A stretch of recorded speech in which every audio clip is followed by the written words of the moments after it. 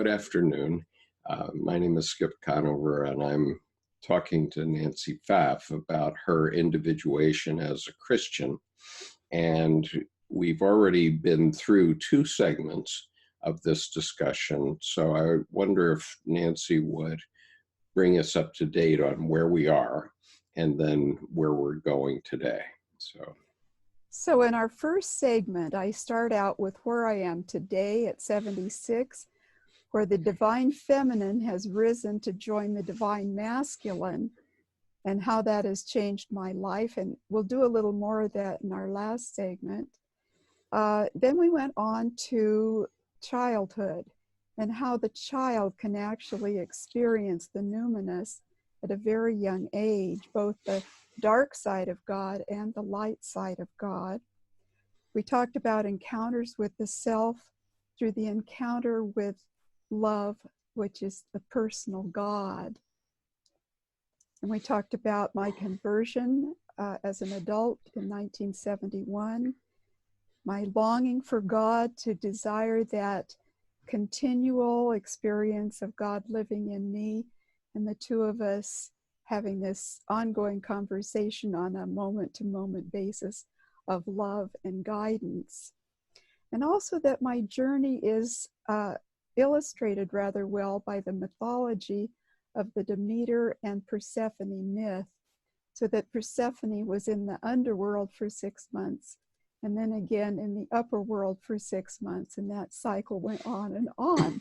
So we have been going through my Persephone journey as a form of individuation. And today we're up to where I am 53 years old, and we're going into more of the dying and rising cycle, which in Jung would be called more lamentation and rebirth. Right.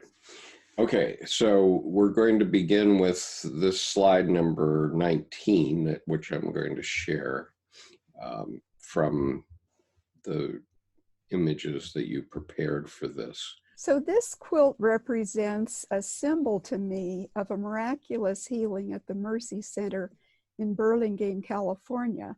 I had been very, very ill with something called Epstein-Barr virus, which went into chronic fatigue syndrome. And I was extremely ill for 9.5 years. And in the matter of one big dream, on a night in May of 1995, I woke up well. And so I'm racing around the Mercy Center grounds. They were very beautiful in the summer of that year. And I picked up the colors of the grounds on that walk. I had thrown my cane on the bed and left just dashing about the grounds. It was a tremendous experience, and one that really shook the psyche tremendously. A complete rearrangement of my psyche, which took a number of months and maybe even years to really adjust to, but definitely an encounter with the deep self. Could you describe some of the reinterpretation of your psyche as you saw it at that time? What was happening? What were the changes? Well, what were the changes that you were seeing? That's very difficult to put into words. I'm sure. I did not know who I was anymore. And I didn't have a sense of grounding in my previous identity, which of course was made up pretty much of an invalid identity. 9.5 years of severe illness, you can imagine that you don't think of yourself as a person with a future necessarily, right, or possibilities to do anything but barely get out of bed in the morning and drag through the day on a good day. Mm-hmm. So that tremendous shift on, what has happened? Am I really healed? I feel healed. I'm acting healed. But I had never experienced such a dramatic encounter with God. And in that dream, God is not present in a specific image or even in a scripture. It's very much the unwinding of repressed sexuality and a regaining of the libido. and the excitement and joy of life itself. Wow. So that was a tremendous shift. And so this quilt hangs in my hallway as a daily reminder that there is rebirth, that miracles are possible, that God is aware of everything that we're doing and thinking and caring about, and loves us in the process, and has the rising cycle, the rebirth cycle in mind. And so now we might go to image 20, number 20. Okay. Now, this, I'm calling it, well, actually, it's not my title. It's the title by the artist, Georges Roux, and he's a French artist. And the name of this is Resurrection. And so after that miraculous healing, I'm standing in the hallway with a number of other retreatants waiting to go into lunch. And I'm standing right next to this print of this particular image. And it just drew me dramatically because here I was healed, and yet I felt like I had just swum the English Channel and had crawled out, barely able to crawl out of the water. And did not, didn't understand what was really going on in my psyche at that time. I had not read much of Jung. I had not read about encounter with the self when it comes in this kind of dramatic way. And so I was feeling that, I was still feeling that aspect of myself as an invalid. I was feeling all those years of painful illness with all the many losses, loss of career, loss of physical intimacy in my marriage, and many other things. So I was feeling those losses and also feeling this new energy in me, this new libido that had risen, this new life that was coming into me and just bursting into me. And so I like this particular image because whenever we have a rebirth, it seems to me from my experience, there's always this stage that Jung speaks of about the phoenix, that when the phoenix rises, there is a stage called the worm stage. And this is a readjustment to what has happened to bring about this new birth. And so now I want to share how I had to face now a number of things I did not have to face when I was ill. This new life, this new being that I was, had to face the condition of my marriage and deal with what was there. And so here I am enjoying all this new health. I'm shedding this invalid identity, and I'll tell you, it was very helpful in that period because in 1995 there was a lot on the news about people with AIDS, and the medicine had come out now that instead of them facing their death, they were having to face living. And that's where I was. I was having to face living. And I didn't realize it would be so difficult. You would think you'd be well and you'd be clicking your heels and off you'd go. But there's baggage from that long, long period of illness. So anyway, with this new health, I took training to become a spiritual director at the Mercy Center and later went on to the University of Creighton to study further on spiritual direction and got my master's in Christian spirituality. And that happened after 1995. Right, yes. Wow, okay. Yeah, all of this happened probably starting in about 96. But I want to talk a bit about this marriage readjustment because it was a mixed blessing having that new health, new possibilities, new career that took all of me, my education, my experience, and now this ability to sit with people who could share what was happening in their lives and help give them some signposts and reassurance. So how could I, as I began to consider my marriage, the biggest thing that was a great difficulty to me was my husband's feeling that he was finished with our sexual life. And so I'm only 53 at that time, and I was not finished. So we worked on that in counseling for about 5 years. And everything that was said in counseling was beautiful and on target, but there was no follow through. And so I began to feel, how can I love fully in this marriage and at the same time fully acknowledge my sexuality in a marriage without physical intimacy? And I began to talk to some of the Mercy sisters. I ran into nuns at Creighton University who were studying, and I interviewed them. And I tried to get an understanding of how one lives a chaste life in fullness, not repressing the sexuality, but sublimating it. And I'd like to just read what Jung says about that. Okay. He says, sublimation is part of the royal art where the true gold is made. It's for an alchemical transformation for which fire and the prima materia are needed. And it's a great mystery. So I was taking on something I really didn't realize the depths and the struggle that would be involved, but it put me right there and then in a very heated crucible for the alchemical transformation. So could you just tell us what the citation was for the Jung quote, if you have it? Yes, that's Carl Jung Letters, edited by G. Adler and A. Yaffe, Volume 1, 171.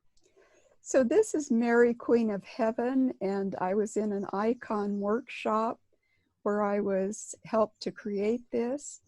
And now my grandniece has it for her first communion gift.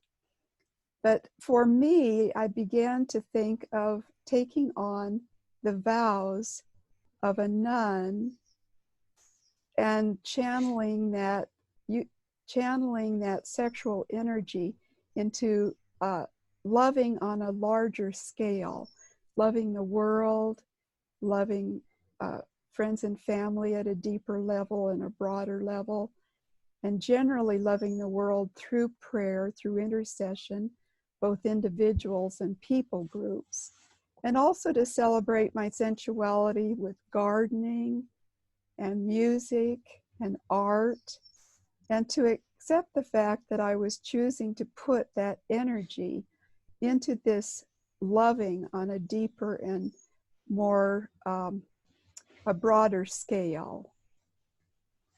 So what I decided to do eventually, after getting all my information together, was to talk with my pastor, who was a Methodist pastor at the time, and he was studying spiritual formation, so he was willing to go along with this and help support this.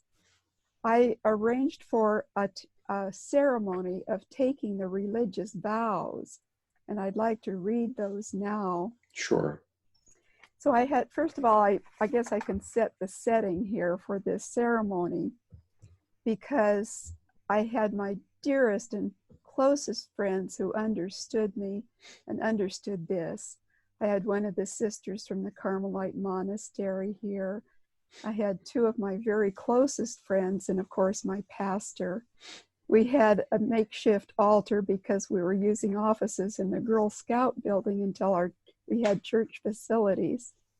And on the altar there were pictures of Thomas Merton, a dove. There were candles that were lit, and one in particular was a candle with a scent of myrrh sent from a nun friend back in Chicago. And I had bought myself a religious costume that was a white robe with a purple tunic. And so I was going into the ritual, because what ritual does is it communicates to the unconscious and helps with the instincts. So the instincts that are going to be struggling and wounded and even bleeding around the sexual expression needed to have these images, these scents, these aromas, the visual, the community around me. And so that was the purpose of the ritual. Mm-hmm. And these were my vows. And this was after studying a number of books, because I was not taking these as a nun. I was taking these as a married woman in a marriage where I wanted my love to accept my situation and to live in it with fullness. And so these were the vows. After considerable prayer and discernment, Nancy Pfaff will take 1 year temporary vows of poverty, chastity, and obedience. Poverty as a total response to God's loving call to union amidst all the insecurities and limitations of our humanity. Chastity as love that is total, free, unconditional self-gift to God the Creator and to others. And obedience as a vision of oneself as neither master of one's destiny nor slave to the limitations of oneself or others. Mm-hmm. So I'm bringing in my spirituality, I'm bringing in my humanity and my embodied nature in those vows. So I'm not entering those vows by cutting myself off from anything, but I'm hoping to be able to open myself up to loving in a much bigger way. Now, did you have help for creating those vows, or did you just draft them yourself? I had help. My spiritual director at the time was Don Bassan, and he gave input. My pastor gave input. The Carmelites in Reno gave me books to read. And of course, the nuns that I interviewed told me, you know, this is going to be a very human journey. You can't make this idealistic. You're going to run into some bumps in the road. Mm-hmm. And so, and of course I did. But then I put all of that together and wrote these. I see. Okay. And the poem that I sent out to my dearest friends with this invitation to the vow ceremony goes like this. This is a poem by Jessica Powers, who was a Carmelite and a poet. And she calls this, God is a Strange Lover. God is the strangest of all lovers. His ways are past explaining. He sets his heart on a soul. He says to himself, here will I rest my love. But he does not woo her with flowers or jewels, or words that are set to music. No names endearing, no kindled praise.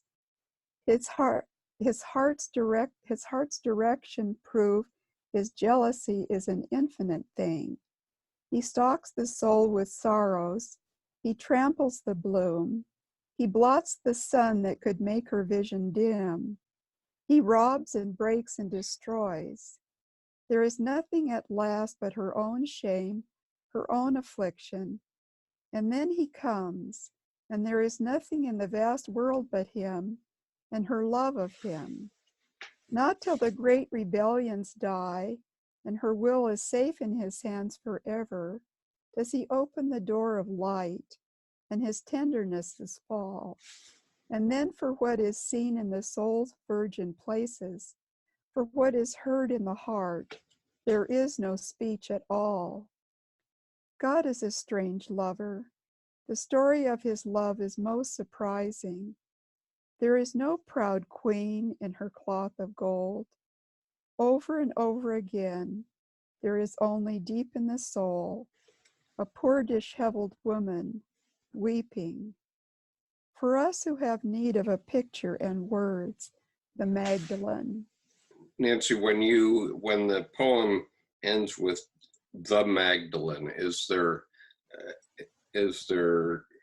some definition that I'm not aware of Magdalene? I mean, I know, of course, of Mary Magdalene, but I don't know what Magdalene designates as, for example, Jesus Christ. Yes, this would refer to the period in the scriptures where Mary Magdalene is weeping. She's gone to the tomb and Jesus is not there. And she is weeping. But what I'm asking is Magdalene a name of Mary, or is it Mary or a designation? Mary of Magdalene, that's where she was from. I see, okay. And so she is weeping at the tomb because Jesus' body was not there. And as she's weeping at the tomb, he appears to her. And so this last line, for us who have need of a picture in words, the Magdalene, a woman who loved him with all her heart, had hoped to make her goodbyes to his body, and it wasn't there. And then she goes from weeping to astonishment at his risen self. And so the poem is saying that those of us that follow a deep spiritual path, if we're going to really have the ego surrender, not just a little bit, but a deep and surrender coming through great brokenness, that is the point at which this incredible sacred marriage takes place. And there is a union of the divine feminine and the divine masculine. Mm-hmm. Now this prefigures that for me, because I did not know exactly what that would be until just this summer in 2019. Right. But I wanted to put this in there because it helps us unite the darkness of God and the lightness of God, that they're not separate and they do have a constructive purpose. It's like a gardener who fertilizes the plant and digs around it. And there's a scripture in John that talks about the gardener who prunes even the fruitful vines so that they can be more fruitful. But there are those times in which we experience the darkness of God. We lose our perspective. And in some places I lost my faith, which I will share later. But just to point out that the Christian viewpoint in the mystical tradition, like the Carmelite tradition, brings both the darkness and the lightness of God together. Okay. In shaping the soul. Can you distinguish the mystical tradition from other ways of looking at Christianity? Well, I had a very unique and powerful experience, which I have shared in our last segment. Right. But before that, I was probably what you called an everyday Christian. I read the Bible, I went to church, I prayed, and I thought that was about all there was to it. And I wanted to be a good person, and I thought that was about all there was to it. But what I learned in my conversion, where I really encountered the self, was that this was a whole person experience, meant to be a whole person experience that involved the fullness of the psyche. And that when the Bible speaks about sin, we're talking about the ego being in charge and in the driver's seat, and the need for that to be changed. And then we have Skip and Nancy here, who know something about Dr. Jung's work and religion, and we're trying to understand and talk about how the whole picture gets put together so that there's wholeness. So everybody's right, but everybody sees the value of the other position. That's right. I think it's very difficult for people with one position to see the position of the other. It's like stages of faith. When I was a child, I could not imagine having the stage of faith I am in now, where there is this sense of God, Christ in me, living as me. You know, in my evangelical days, that would be considered oh, what would it be? Blasphemy. Well, it would be me making myself equal with God, which Jesus was accused of doing by the religious people of his time. So when one moves from one stage of faith to the next, the higher stage kind of looks down their nose at the stage behind them, and that stage behind them looks at the other stage as they've lost their faith. They're going astray. So there's very much tension there. But I think God, looking at it from God's point of view, if I dare say that, God's desire is for the fullness of life for all of us, and is bringing us to that in every conceivable way and manner, through every conceivable message and teaching. Some are more helpful than others, but depending on the stage of faith or stage of development a person is in, they actually need a particular kind of approach. Right. And it's, in my case, what I've noticed now, I have many friends still in the charismatic movement. I consider myself to have moved away from that, although I still speak in tongues. And in this new place I'm in now, where that's both a masculine, feminine, and a divine feminine and a divine masculine, where my image of God has been pretty much male, I have to have something beyond what I've known in order to connect with God through language. And that speaking in tongues, which is coming out of the unconscious, moving the ego off to the side, is one way now that I have a great interchange of love going on that's quite satisfactory. I'm afraid I've lost my train of thought. Well, you're speaking in tongues. I think it's very interesting the way you've been talking about it. I have heard charismatic pastors speak in tongues, but I never grokked, I never understood at a deep level what it was that they were trying to convey by that. And I know for a lot of people who are rational and logical, they hear a pastor speaking in tongues and they say, wow, I'm out of here, man. But, yes, well, they're being exposed to the unconscious. Right, but they don't know that. And that's right. That's okay, true. so, and I didn't know that until this conversation.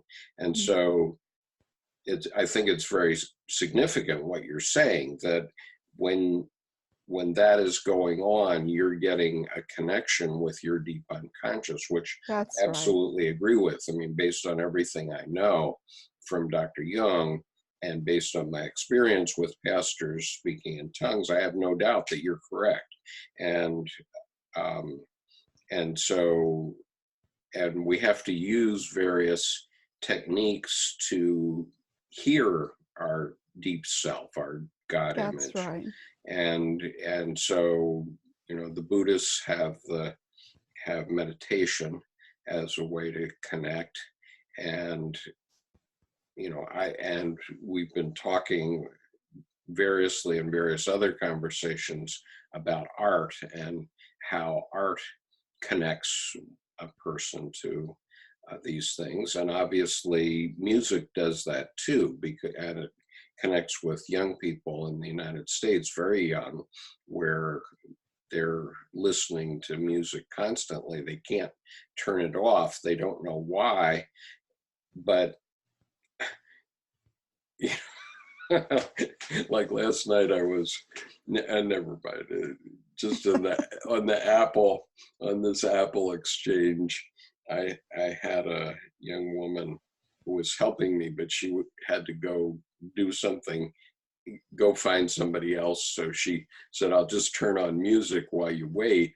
And all of a sudden I had this blaring rock music in my ear that was like 3 times as loud as I ever listened to music. And she's listening to that kind of stuff. So why? So what I'm putting together at this moment is that music, as in, country western music, you tell my life type thing, those things are actually connecting with the deep self. And so music does that, obviously. Yes.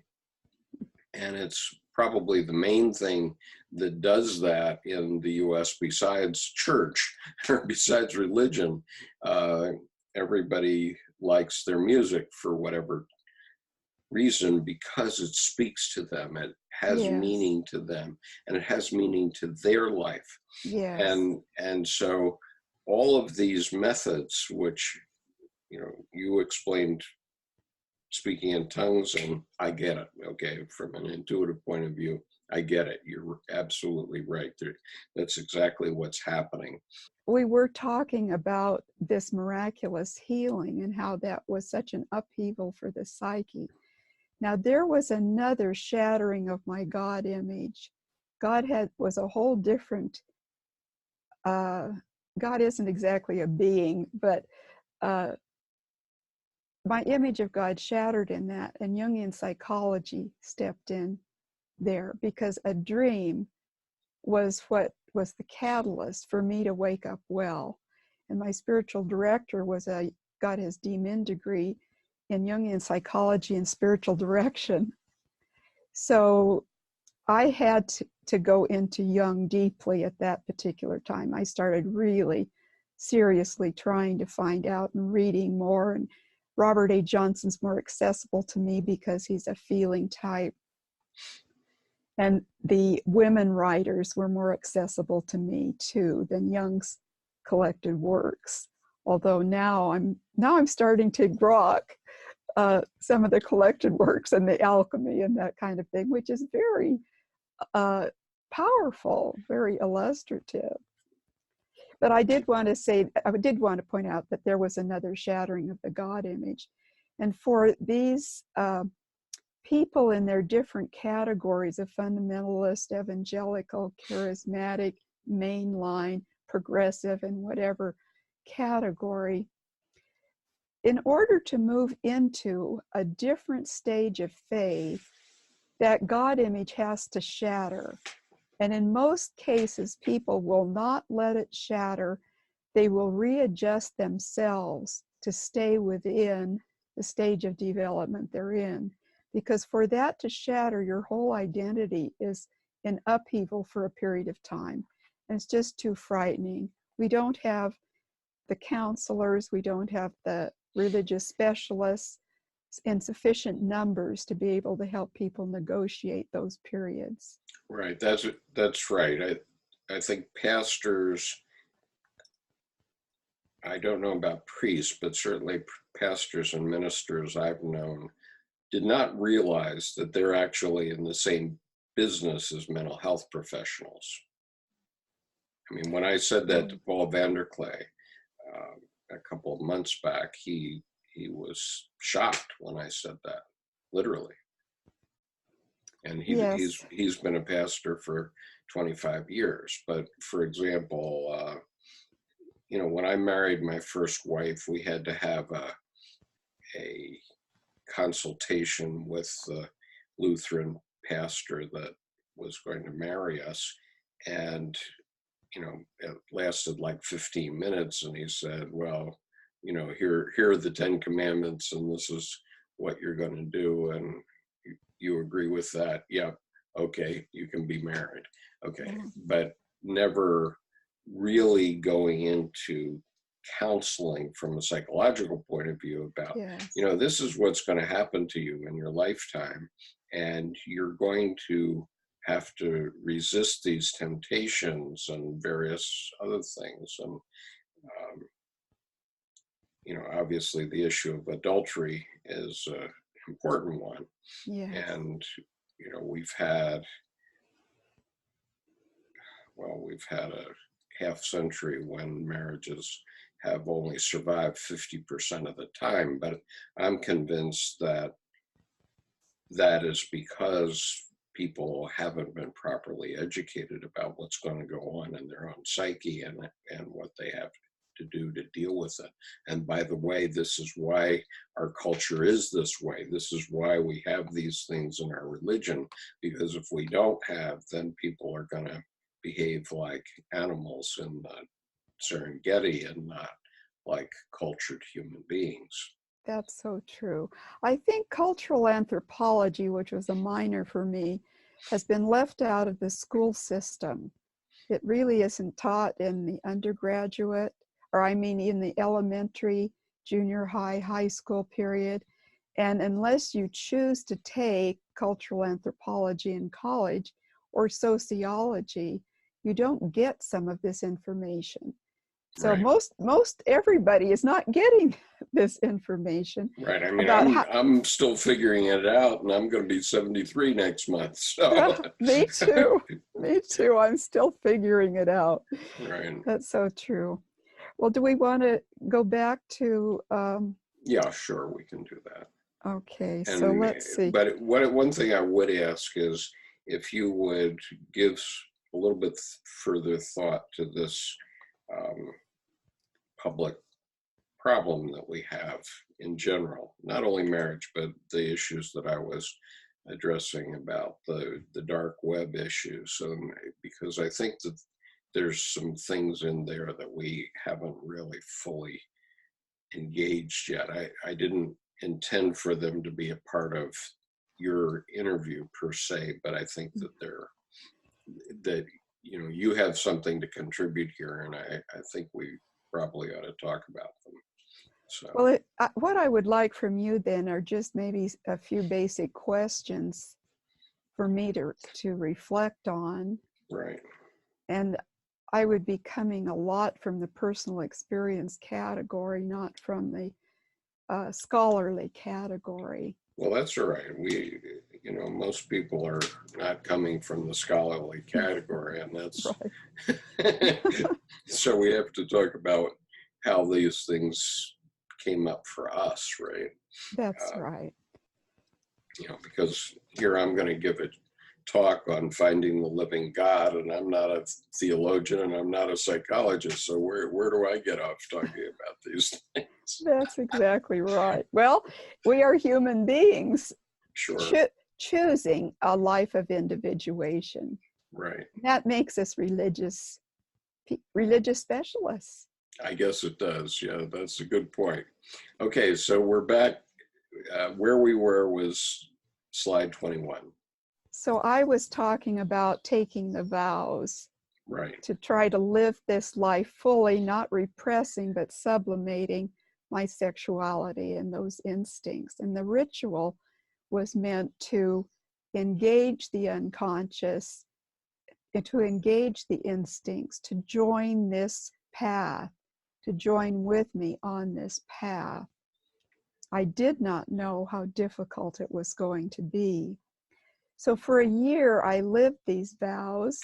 I lived as if the center of my love was in Christ. And out of Christ, I loved. I still loved my husband. We were still best friends, but we did not connect at a certain level. And I was expanded tremendously in the challenge, because certainly my physical and emotional needs were still there. Even with sublimation, they were still there. And so I had to find outlets for them, like gardening, touching the soil, touching living things, music, learning to play the recorder, learning to do watercolor. I had to enter into the more creative aspects to allow the instinct some expression. But at the end of that year, and my husband and I had been in counseling throughout that year, I believe on a once-a-week basis, it became pretty clear that things were not going to change. But he did say he would like them to change. And so I stepped out of that identity that I had put on into my wife identity again. But after 4 more years of counseling, nothing had changed. And then he had a dream, which from my perspective, said, it will never change. And at that point, I felt released to choose a different pathway. And also during this time, I had decided to join the Catholic Church. I had a friend who was in the Catholic Church who was what we call progressive. I'm one of the progressives in the Catholic Church, which means I'm way out of bounds for a lot of Catholics. But I relate to the mystical tradition that goes way, way back. The roots go hundreds and hundreds of years back. And so it's out of that I find my life. So you can put up image number 22.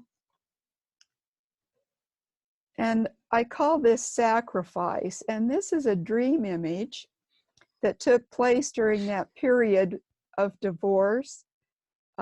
I had not worked for so many years because of my illness.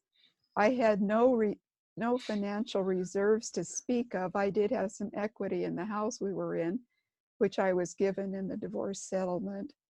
But I ended up in my first living space was a remodeled 2-car garage. Wow. I was very humble. And I had been living in our retreat house, which was over 5,000 square feet on about a half an acre of land with beautiful trees and shrubs and flowers. And I was surrounded by concrete in a bare backyard. So the sacrifice was certainly in progress. Now, my spiritual director says, I was going to suffer either way. I was going to suffer if I stayed in the marriage and tried to make a marriage out of something that was very painful for me. I was going to suffer there. And I was going to suffer if I got a divorce. But if I got the divorce, I could be moving towards a new life, new possibilities, and the possibility of an embodied love, which my heart desired. And as an INFP, that was desired in a very strong manner. So I began to taste what the sacrifice was. And this was a kind of dying again. This was a period of lamentation for me, because I did not see, and of course I could not know the future. I did not know if there would ever be another man in my life. So I threw myself into starting a new career. But the losses I had to face included the loss of our family as a unit. Both my children, who loved their father and who loved me, felt that I was the troublemaker. And so their affections turned more towards their father. So there became a gulf between my 2 children and myself. And at Christmas time, the first Christmas time at divorced, I could not go home. I could not go back to that retreat house. Just going into the house was too difficult for me. So I had to find another place to have Christmas. You were going to ask. What year was this now? This was in the year 2000. Okay. So we started in 1995 with this segment, and now we're up to 2000. Right. So I had to deal with the loss of the family unit, the loss of the retreat house with the ministry that I had there in spiritual direction and retreats. I made a huge financial descent, had to learn a completely new way of living financially. But I did gain the opportunity to find embodied love. And so we can move from sacrifice into a coming alive again. So about a month to 6 weeks after the divorce, which is in August of 2000, I was scheduled to go on a long silent retreat in Guelph, Canada, which is where there is a Jesuit retreat facility. And I think it may have been a 2-week silent retreat where you don't talk to anyone except your spiritual director, and then for half an hour a day, and maybe not even for that. And you are spending time being present to yourself and what comes up, and that in relationship to your Christian faith. And I had an experience while I was there at the Jesuit Retreat Center of being the same thing as Jesus Christ. It was Jesus and I were exactly the same thing. There was a subtle difference. I was not Jesus Christ, but Jesus and Christ and I were a oneness. And so out of that experience, which was, I think, a taste, an indication of the sacred marriage that would come later, but it was so significant to me that I wanted to follow that path and see where it led. I felt like I was being given an invitation to go deeper in working with that experience and to see how I didn't even know it would be called Christ in me, living as me. I know now that's what it was a taste of. Mm-hmm. So I thought it might be a good idea if I went into the Carmelites myself, where their ministry is prayer. And I had an experience with Jesus in silence, where Jesus said, "You are prayer to me. You are prayer." Mm. And I took that to mean that I should go into the Carmelites and become prayer in a place where their charism is prayer. Now that was my ego interpreting that particular message, but it came at a deep level of the psyche, a deep level in the unconscious, a deep level in my spirit, and I felt confirmed in following that path.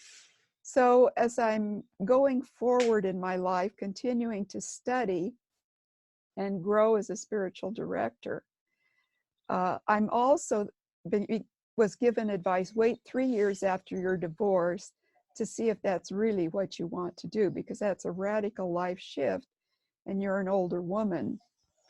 So I did wait 3 years, and as soon as that 3 years was up, boom, I put in my application for our local Carmelite monastery.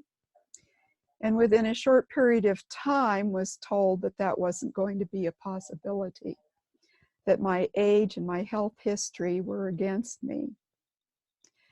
Well, because I had this impression, this strong impression of Jesus whom I loved, telling me I was prayer, and now there was no outlet to go to that and put some security and structure and community around that to let it grow, I was shattered. My image of God shattered at that point. And I decided at that point, we can go to image number 24. And this is a statue in the Church of the Sacred Heart in Paris. And my daughter and I were there studying art and prayer in France. And I came around the corner and saw this statue. Just before you do that, yeah. Do you mind if I pull up the image of Sacre Coeur so that people who have visited France will know what the significance of this place is? Okay, so Nancy, as we're talking about this image in Sacre Coeur, I want to remind people that are watching this video what we're talking about. And Sacre Coeur is this cathedral or basilica. I don't know what the difference is. Maybe you can tell us, but this is a cathedral that is at the top of Montmartre in Paris. And when you come in from Charles de Gaulle Airport, it's one of the first things that you see, and you see it on the horizon. You actually can't see the city of Paris, but over the mountains that are between the bus where you're coming into Paris and Paris itself, you see this rising up over the mountain. And so it's a very remarkable sight, and it's at basically the highest point in Paris. Is that right, or is that your understanding of the place? I don't really know the history as well as you may. Okay, well, I don't know the history either, but I know that I've been to Paris numerous times, and I've always been impressed by this building and I never visited it, but I've always been impressed by it dominating the skyline in Paris.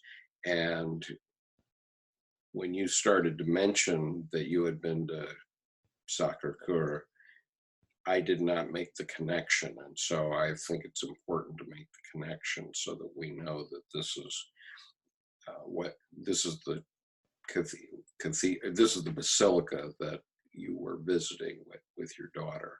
So let me stop that share now, and now we can talk about your experience inside of Sacre Coeur. So I had the experience in Canada of being one with Christ. And then in 2001, my daughter and I went to France, and we're in Sacre Coeur, the Church of the Sacred Heart, and I come around the corner, and here is this statue. Those of you who may have seen pictures of Jesus, the Sacred Heart, they're generally rather sentimental. But this particular rendition of the Sacred Heart is very real. It's a very real man there, a very real man who is showing the scars in his hands. He's been through death, and he's known everything we have, as human beings, have known, all the different sufferings, different kinds of sufferings. And he has gone beyond that, risen.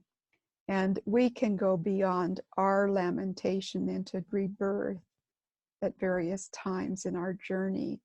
So I'm standing in front of this statue, and I have a spiritual practice of gazing, which means that I open my heart to God and I wait for God to speak to me.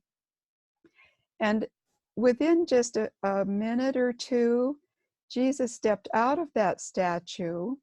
He was in he appeared to me to be the man he was after the resurrection and healed from the wounds. He was full of joy, full of life, full of vitality. And he looked into my eyes with the greatest love, a love that would encompass the universe. In our physical age, multiple universes. And I was embraced in that love. And not only in the love for me, but it was a love that embraced each and every one of us human beings on this planet. And with that love was a deep compassion and admiration for us having to go through the sufferings we go through in our human life. And it has become a resource for me that I can go back to, a living experience that I can re-access in memory whenever I have a need to encourage myself, remind myself that God is love, that God is with me, that God is personal. Thank you. It's very powerful.